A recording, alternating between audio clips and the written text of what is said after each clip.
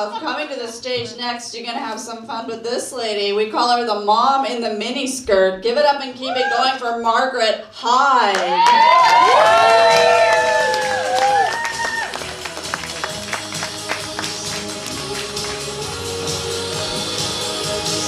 Hey you guys. I'm so excited to be here. Yes, I'm Margaret. I'm a single mom. And you know what's hard about being a parent? You have to pretend to enjoy all those things your kids enjoy, like kids' birthday parties, play dates, their father. I do surprisingly well on dating apps at first. And I think it's because my profile says that I don't want kids. And then they find out it's because I have 4. I know 4 sounds like a lot, but I really love being a mom. They say that parenting is a lot like making pancakes. The first one's kind of fucked up, and you probably should have thrown it away. They also say don't let your oldest daughter hear that joke. But actually, I think it's more like eating pancakes. You always regret having the 4th one. My kids always accuse me of having a favorite child. And that's ridiculous. I love all my children. I don't like them, but I love them all.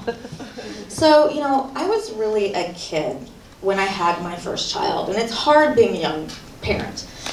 I was only 28 when my daughter first yelled at me, "You're ruining my life!" And apparently you're not supposed to yell it back. So as a single mom, I'm on the dating apps, and I'm constantly surprised by all the unsolicited dick pics.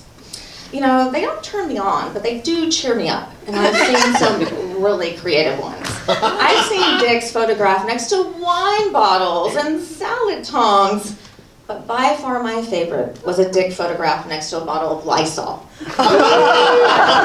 Ooh, big and clean. But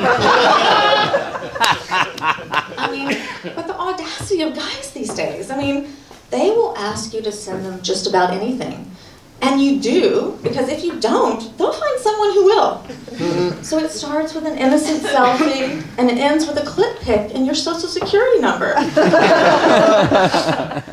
So young guys hit on me all the time. But it's frustrating. They don't want a relationship. They want the story, the magic of the MILF. They're like, please, please, I've been so good. I'm like, what am I, Santa?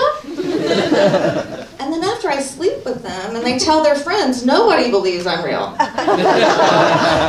ho, ho. So just the other day, I was in my kitchen. I was bending over and I was putting some dishes away.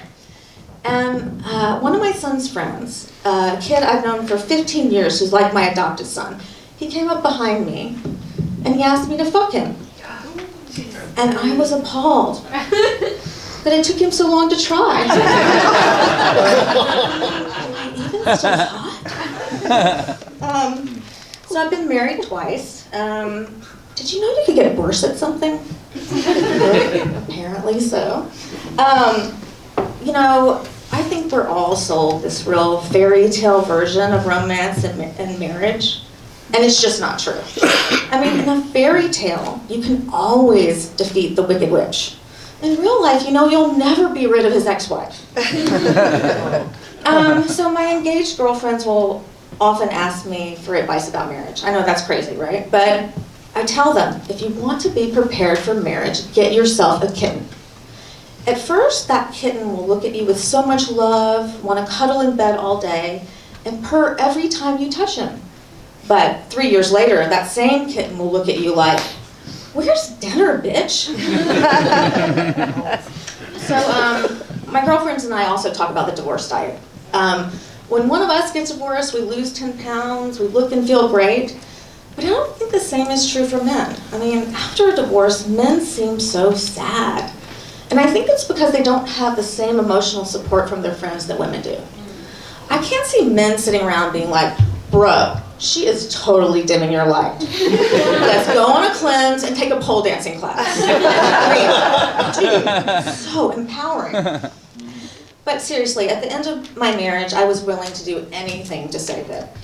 I learned to cook, I went to therapy, and I even took a class on how to give a great blowjob. It wasn't that I learned anything that technically mind-blowing, but I did learn that the secret to giving a great blowjob is pretending you like doing it.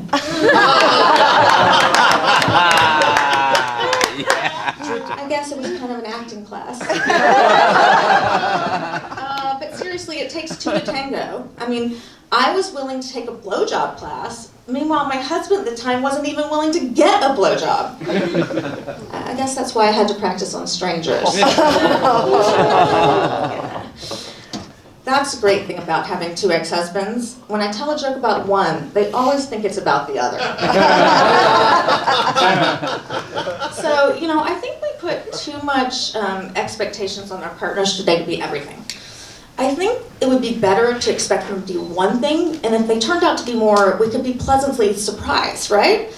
I think that's why my relationship now is going so well, because my boyfriend only expects me to be a bitch. And that I can do. But man, you know, dating apps have really turned people into the equivalent of fast food. I mean, they're not healthy for you, but they're hot and available right now. You know, this one guy I dated was just like Chick-fil-A, warm, delicious, but my gay friends were not having it. And this other guy, I mean, he was just like Subway, a foot long, but kind of weird with my kid. And the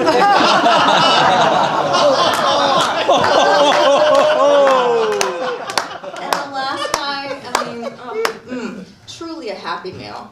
I mean, he left a smile on my face, but the toy was the best part. Thank you guys. Margaret.